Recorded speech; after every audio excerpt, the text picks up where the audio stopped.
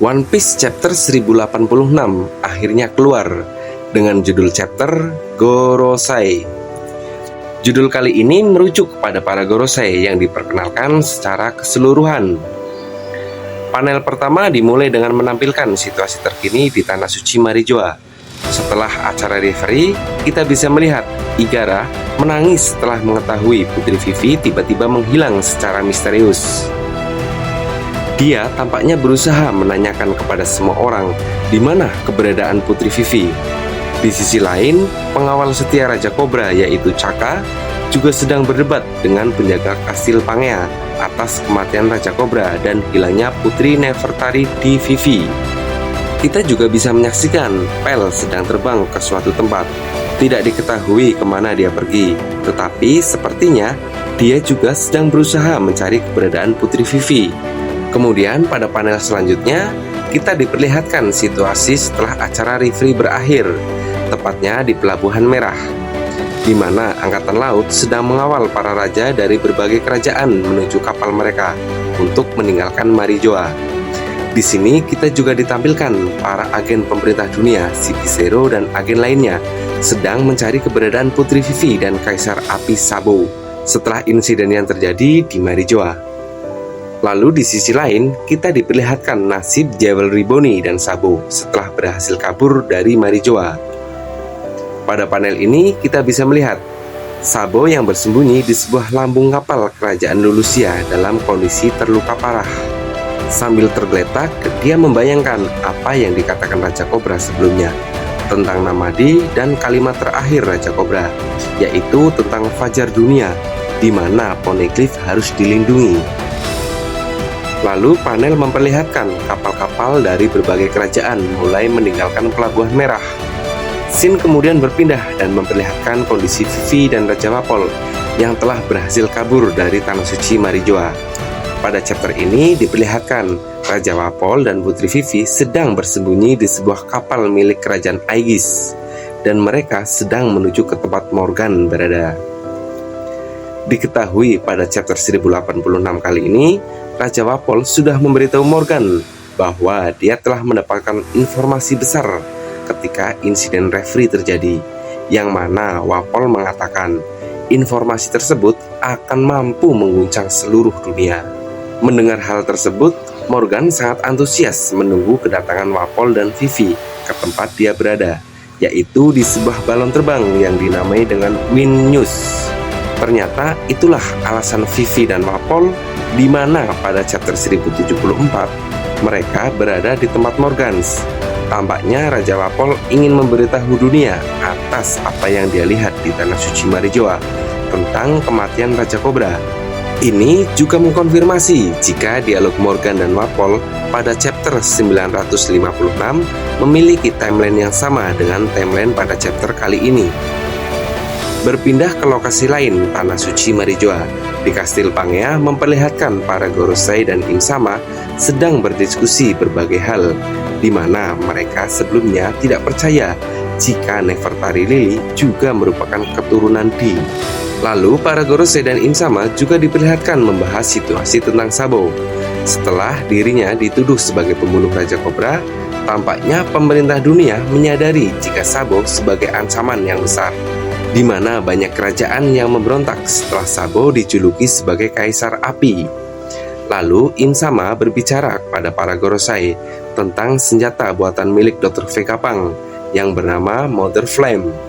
Imsama ingin menggunakannya untuk menghancurkan kerajaan Lulusia. Pada chapter kali ini dikonfirmasi jika senjata yang digunakan pemerintah dunia pada chapter 1061 adalah senjata yang dibuat oleh Dr. Vegapunk, sebuah senjata yang tercipta dari hasil duplikat salah satu senjata kuno. Di sini kita mengetahui betapa hebatnya Dr. Vegapunk yang mampu menciptakan sebuah senjata yang setara dengan sebuah senjata kuno. Sebuah senjata yang mampu menghancurkan sebuah kerajaan dalam sesaat. Itu artinya pemerintah dunia memang memiliki salah satu senjata kuno. Apakah itu Uranus ataukah Pluton? Di mana Dr. Vegapunk diperbolehkan menduplikat senjata tersebut oleh pemerintah dunia. Selanjutnya di sebuah halaman ganda, Oda Sensei memperkenalkan identitas asli dari para Gorosei, di mana masing-masing dari nama mereka mewakili 5 planet dalam tata surya. Sebuah sosok yang telah menjadi misteri sejak lama akhirnya diperkenalkan secara keseluruhan pada chapter kali ini. Pertama, Gorosei yang diperkenalkan oleh Oda Sensei pada chapter 1086 adalah Gorosei Saint Jai Garcia Saturn. Namanya mewakili nama planet Saturnus, seorang Gorosei yang telah diperkenalkan sebelumnya pada chapter 1073, di mana pada chapter kali ini kita mengetahui bahwa dia merupakan dewa pejuang pertahanan ilmiah, sebuah julukan yang berhubungan dengan ilmiah atau sains. Jadi tidak mengherankan kenapa dia yang turun langsung ke Pulau Egghead. Kedua, Gorosei yang diperkenalkan selanjutnya adalah Gorosei dengan kumis dan janggut panjang. Dia bernama Saint Marcus Mars, seorang Gorosei yang memiliki gelar sebagai Dewa Pejuang Lingkungan. Gorosei yang melambangkan planet Mars pada tata surya. Yang ketiga adalah Gorosei botak dan berkumis besar. Dia memiliki nama Saint Topman Valkyrie, seorang Gorosei yang memiliki gelar sebagai Dewa Pejuang Urusan Hukum. Gorosei yang melambangkan planet Merkurius pada tata surya. Yang keempat, Gorosei yang diperkenalkan selanjutnya adalah Gorosei botak yang selalu membawa katana. Dia memiliki nama Saint Ethan Baron V Nasujuro, seorang Gorosei dengan gelar Dewa Keuangan. Gorosei yang melambangkan planet Venus pada tata surya. Yang terakhir atau yang kelima adalah Gorosei dengan rambut pirang, seorang Gorosei yang memiliki wajah paling muda di antara para Gorosei lainnya. Dia memiliki nama Saint Shepherd Jupiter, seorang Gorosei dengan gelar Dewa Pejuang Pertanian. Gorosei yang melambangkan planet Jupiter pada tata surya.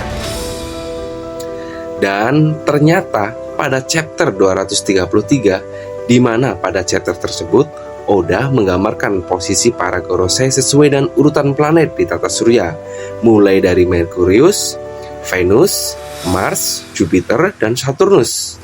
Dan pada chapter kali ini, nama dari setiap Gorosei sesuai dengan urutan yang ditampilkan pada chapter 233. Sebuah clue yang luar biasa yang telah diberikan Oda Sensei selama ini. Berpindah ke panel selanjutnya, di mana memperlihatkan Akainu memerintahkan para angkatan laut untuk bergerak, dikarenakan telah terjadi banyak pemberontakan di seluruh dunia yang dipicu atas kematian Raja Kobra. Untuk mengatasi pemberontakan meluas, angkatan laut memerintahkan 3 orang serafim baru yang diperkenalkan pada chapter kali ini.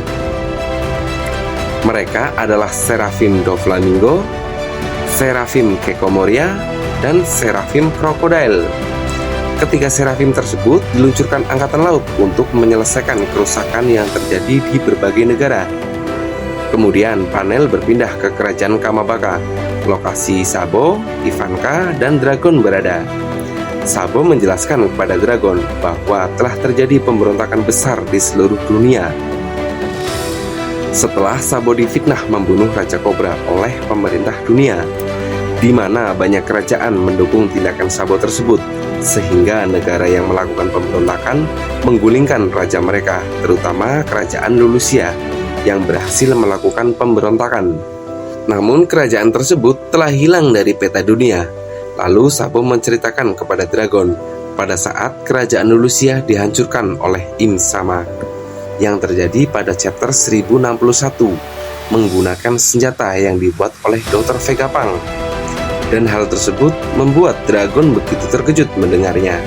Dia tidak percaya jika Dr. Vegapunk telah membuat senjata yang menghancurkan kerajaan Lulusia.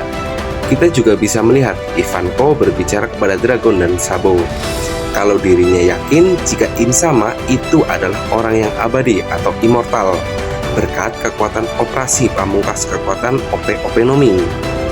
Di sini juga terungkap jika Im Sama berasal dari keluarga Nerona, yang merupakan salah satu dari kerajaan pendiri pemerintah dunia. Kemudian di panel terakhir, chapter 1086, kita diperkenalkan dengan sosok pemimpin dari Kesatria Suci yang disebutkan oleh Dragon pada chapter 1083. Dia merupakan mantan raja dari God Valley, dan dia bernama Saint Garling Vigeland, seorang pemimpin tertinggi dari Ksatria Suci. Dia memiliki rambut seperti bulan sabit dan juga memiliki pedang Gripon seperti milik Akagami no Sangs. Sepertinya sudah bisa dipastikan bahwa Darling Vigeland adalah sosok yang kuat. Dan pada panel terakhir kita bisa melihat Garling Vigeland mengeksekusi mati Saint Don Quixote Miosgard setelah dia terlibat dalam percobaan pembunuhan Saint Carlos pada chapter 1084. Chapter yang sangat menarik, di mana kita mendapatkan begitu banyak informasi penting pada chapter kali ini. Dimulai dengan terungkapnya nama Gorosei, kemudian adanya senjata ciptaan Dr. Vegapunk, kematian Tenryubito Saint Mosgard, dan diperkenalkannya pemimpin Ksatria Suci dari keluarga Vigeland. Kabar terakhir One Piece akan hiatus selama 1 bulan, dikarenakan Oda Sensei akan menjalankan operasi untuk kesehatan matanya. Semoga nanti berjalan dengan lancar dan sukses ya, amin. Oke minasan, mungkin itu saja review chapter One Piece 1086. Sampai ketemu di chapter bulan depan ya, bye-bye.